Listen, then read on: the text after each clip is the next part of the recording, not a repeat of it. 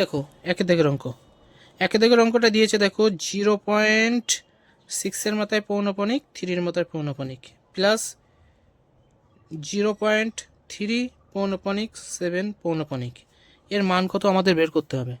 ঠিক আছে, এই অঙ্কগুলো কীভাবে করতে হয় আমি তোমাদের দেখিয়ে দিচ্ছি। দেখো প্রথমেই আমাদের কি কাজ হচ্ছে, এই যে 0.63 এটাকে লিখতে হবে। দেখো এদের মধ্যে পৌনপণিক মানে কি, এই 63টা অ্যাভেলেবেল আছে, যত খুশি তুমি যতবার লিখবে ততবারই আছে, তাহলে আমরা মিনিমাম এটাকে দুবার লিখলাম। তারপরেরটা কি আছে 0.37, এই 37টার মাথায় পৌনপণিক মানে কি, এই 37টাও অ্যাভেলেবেল আছে, তাহলে আমরা এটাকেও দুবার লিখব।